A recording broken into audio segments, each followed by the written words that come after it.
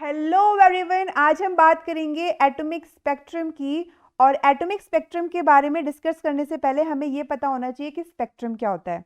तो जब ordinary white light को प्रिज्म से पास किया जाएगा तो वो जो ऑर्डिनरी वाइट लाइट है वो 7 कलर में डिस्पर्स हो जाएगी। और जो 7 कलर हमें स्क्रीन पे मिलते हैं उनको हम क्या कहते हैं? उन्हीं को हम कहते हैं स्पेक्ट्रम। क्या कहते हैं? स्पेक्ट्रम। क्लियर हुआ? अब यहां पर कहने के लिए तो सिर्फ 7 कलर्स हैं, सिर्फ और सिर्फ 7 कलर्स है, बट एक्चुअली यहां पर इनफाइनाइट कलर प्रेजेंट है। कितने कलर प्रेजेंट है? Infinite colours. ये जो 7 कलर्स हैं ये किसका ऑर्डर शो करते हैं? ये ऑर्डर शो करते हैं विबग्योर का। और जो विबग्योर के ऑर्डर की जो वेवलेंथ होती है उसकी रेंज कहां से कहां तक होती है? उसकी रेंज होती है 4000 एंगस्ट्रॉम से लेके 7800 एंगस्ट्रॉम तक। क्लियर हुआ? और इनके बीच में इनफाइनाइट वेवलेंथ होती है, इनके बीच में इनफाइनाइट वेवलेंथ प्रेजेंट होती है।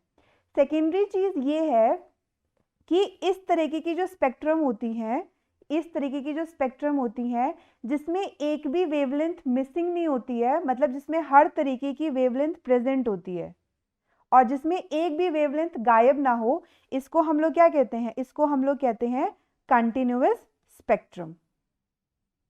क्लियर है?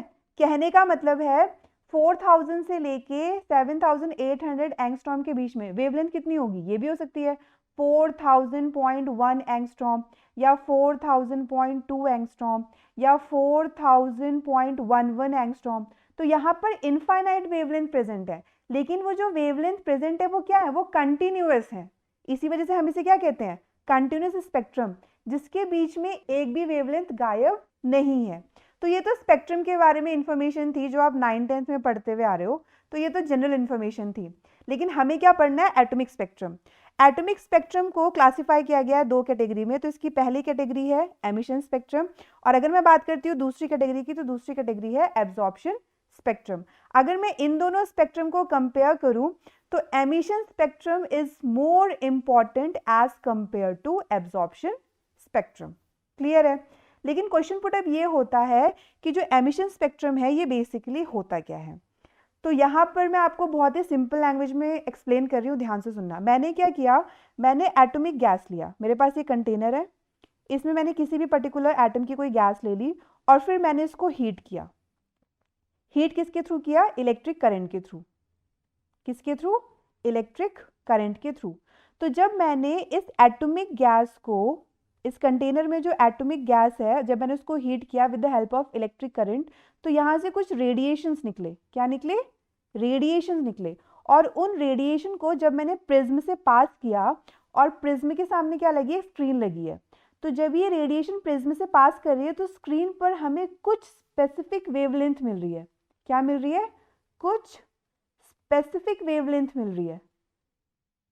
मतलब हमारे पास जो 7 कलर्स थे और उन जो 7 कलर्स की जो डिफरेंट डिफरेंट वेवलेंथ थी, उनमें से हमें कुछ कलर्स मिले और उन कुछ कलर्स के थ्रू हमें कुछ स्पेसिफिक वेवलेंथ मिली। तो एमिशन स्पेक्ट्रम की अगर बात की जाए तो कहने का मतलब है some specific wavelength are present on screen. इसी वजह से एमिशन स्पेक्ट्रम को हम लोग डिस्क्रीट स्पेक्ट्रम और लाइन स्पेक्ट्रम भी कहते हैं। यहाँ पर अगर मैं डायग्राम के थ्रू एक्सप्लेन करूँ तो जैसे आपको यहाँ पे दिख रहा है कि यहाँ पर ज्यादातर आपको क्या दिख रहे हैं? डार्कनेस दिख रही है। कहीं कहीं पर आपको कुछ कुछ कलर्स दिखाई दे रहे हैं, कहीं पे रेड, कहीं पे ब्लू, कहीं पे पर्पल। मतलब ओवरऑल डार्कनेस है, लेकिन कहीं कहीं पर आपको कुछ कुछ कलर्स दिखाई दे रहे हैं। और इसी को हम लोग क्या कहते हैं? इसी को हम लोग कहते हैं एमिशन स्पेक्ट्रम। कहने का मतलब है कि जो डिफरेंट डिफरेंट गैसेस होंगी, जो आपकी डिफरेंट डिफरेंट गैसेस होंगी, उनका जो डिस्क्रीट स्पेक्ट्रम होगा वो भी क्या होगा? वो भी डिफरेंट होगा, वो भी डिफरेंट होगा। तो यहाँ पर अगर मैं सिंपल लैंग्वेज में कहूँ तो मैं ये कह सकती हूँ कि अगर डिफरेंट एटम की गैस है तो जो उसका स्पेक्ट्रम होगा वो भी क्या होगा? अलग होगा। अगर हाइड्रोजन एटम की गैस हमने ली है तो उसका स्पेक्ट्रम कुछ अलग होगा। अगर मैंने हीलियम एटम की गैस ली है तो उसका स्पेक्ट्रम कुछ अलग होगा। और बोर ने इसी चीज को एक्सप्लेन किया और रदरफोर्ड यहाँ पर फेल हो गए थे, इसी वजह से उनका एटॉमिक मॉडल भी क्या हुआ? फेल हो गया। और बोर का एटॉमिक मॉडल इसी वजह से क्या हुआ, सक्सेसफुल हो गया as compare to Rutherford atomic model. Is that clear? तो ये इंफॉर्मेशन किसके बारे में थी, एमिशन स्पेक्ट्रम के बारे में। अब अगर मैं बात करती हूँ नेक्स्ट चीज की, दैट इज एब्जॉर्प्शन स्पेक्ट्रम। इसमें क्या होता है, इसमें लाइट एब्जॉर्ब कर लेगी। अब लाइट क्या एब्जॉर्ब करेगी, इसको भी मैं डायग्राम से एक्सप्लेन कर रही हूँ। मान लो मैंने यहाँ पर एक एटॉमिक गैस ली, ठीक है, और इस एटॉमिक गैस को हम लोग हीट नहीं करेंगे, हमारे पास सिर्फ और सिर्फ एटॉमिक गैस है, इस एटॉमिक गैस को हम हीट नहीं करेंगे। बुक में ये भी मेंशन कर रखा है कि हम लोगों ने एक कूल एटॉमिक गैस ले रखी है, मतलब जो एटॉमिक गैस ठंडी है, या कहने का मतलब है जिसको हम लोग हीट नहीं कर रहे हैं। तो दोनों का एक ही मतलब है, कंफ्यूज मत होना। मतलब हमने एक एटॉमिक गैस ली जिसको हमने हीट नहीं किया, और इस एटॉमिक गैस से हमने व्हाइट लाइट पास करी। कौन सी लाइट पास करी, व्हाइट लाइट, जो ऑर्डिनरी व्हाइट लाइट है उसको पास किया। तो हमने क्या ऑब्जर्व किया कि यहाँ से कुछ रेडिएशंस निकली, कुछ रेडिएशंस निकली, और फिर जब इस रेडिएशन को हमने प्रिज्म से पास किया तो स्क्रीन पे क्या ऑब्जर्व हुआ कि जो व्हाइट लाइट थी ना, व्हाइट लाइट ने कुछ लाइट एब्जॉर्ब कर ली। तो यहाँ पर हमें कंटिन्यूस स्पेक्ट्रम तो मिल रहा है, कहने का मतलब है हमें कंटिन्यूस स्पेक्ट्रम तो मिलेगा, लेकिन कंडीशन क्या होगी, with some specific wavelength are missing, some specific wavelength are missing. Difference समझ में आ रहा है आपको? अगर मैं बात करती हूँ एमिशन स्पेक्ट्रम की, तो एमिशन स्पेक्ट्रम के केस में क्या हुआ कि हमें कुछ स्पेसिफिक वेवलेंथ ही मिल रही थी, हमें स्पेसिफिक वेवलेंथ ही मिल रही थी, लेकिन अगर मैं बात करती हूँ एब्जॉर्प्शन स्पेक्ट्रम की, तो एब्जॉर्प्शन स्पेक्ट्रम के केस में हमें कंटिन्यूस स्पेक्ट्रम मिल रहा है जिसमें कुछ स्पेसिफिक वेवलेंथ मिसिंग है।